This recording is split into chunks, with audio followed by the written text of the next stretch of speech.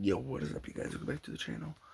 Today, I am going to be ranking all 11 Spider-Man films, including 3 Tobey Maguire, 2 Andrew Garfield, 4 Tom Holland, and 2 animated Spider-Verse films. And this will also be including Spider-Noir series. So, I'm going to get right into this. We're not after the door and boom. Alright, so coming out of dead last, it's got to go to the Amazing Spider-Man 2. I think Andrew Garfield knocks it out of the park in this one. Gwen Stacy's death, emotional and everything. I cried watching that death for the first time, so. Electro is just a weak film, in my personal opinion. I didn't really care for him in this. I cared for him in No Way Home. Talk about that one later. But the highlight of this movie is Harry Osborn, in my personal opinion. As of course, I think he was phenomenal in this. I enjoyed every single scene he had, everything like that. And he was trauma after the first movie, after Gwen's dad dying, and thinking it's his fault and all that. And that's what made me want a TASM 3, but whatever. Next up, we have Spider-Man Far From Home. This movie was okay. The first time I watched it back in 2019, actually, the first time I watched it in 2020, I was really high on it. Mysterio was my favorite villain of all time. But he's not anymore. Joker is, and he's cool. Jake Gyllenhaal is having a blast as Mysterio in it. It's awesome. Tom Holland is definitely the weakest as Spider-Man up in here, as he's just grieving Tony Stark at Iron Man's death after Endgame. He finally gets, him and MJ finally fall in love with this movie. She finds out he's Spider-Man. The Ned over here is just, love him. He finally gets a girlfriend, but that doesn't last long. Then we have Spider-Man 3, Tobey Maguire's. This one was fun. I talked about my last stream with my cousin. It was awesome. It wasn't awesome, but the only good part about this was Venom. I don't get the hate for this movie. I don't hate it. I love it. I think it's a fun film. Good. Not my favorite, though. But Venom, he's the highlight of this movie, in my personal opinion. He is super cool. We get to see, this movie is very memeable, but we get to see a very darker Peter Parker, which is awesome, which they also did a little bit in Rainer Day. This video will may or may not contain spoilers for anything. It's already containing spoilers. Sandman's in this. Harry Osborn, aka the new Green Goblin, dies in this, which is, bruh. And yeah, pretty cool. Then next up we have Spider-Man,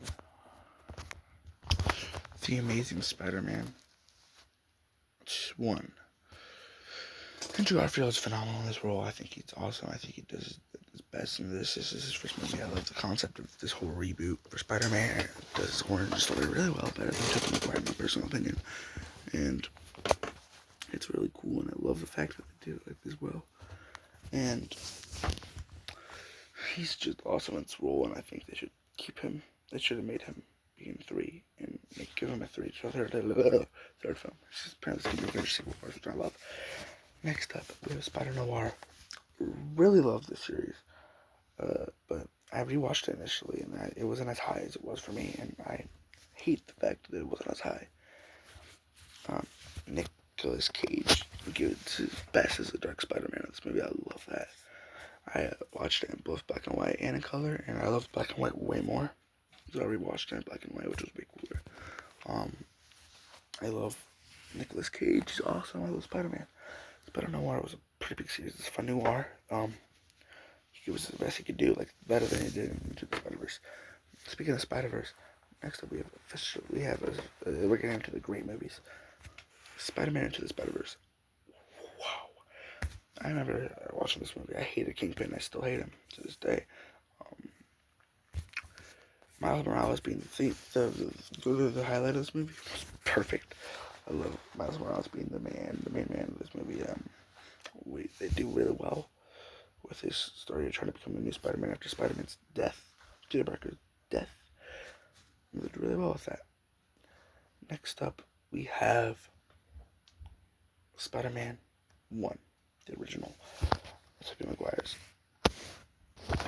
So it starts the whole Spider-Man story. Green Goblin gives his best and his death is insane. We get everything the classic Spider-Man kiss. All that. Pretty cool. Next up we have Spider-Man Homecoming. Fun film. Started off Spider-Man. Started the franchise strong. I love the MC Spider-Man. Tom Holland gives his best. This is a goofy movie. And he's awesome in this movie. Vulture's an awesome villain.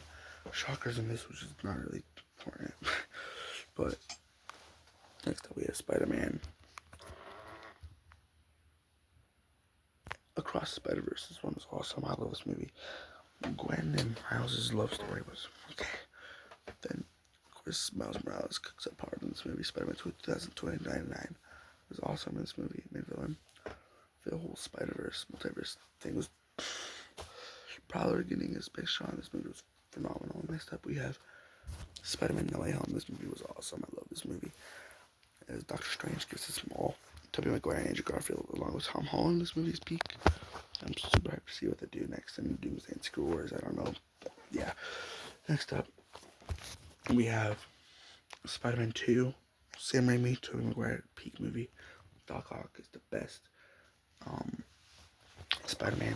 It was hard. This is like the movie that Banner Day made off. Speaking of Banner Day is my favorite Spider-Man film of all time. I love this movie. I love everything about it. I'll see you on the other side. Peace out.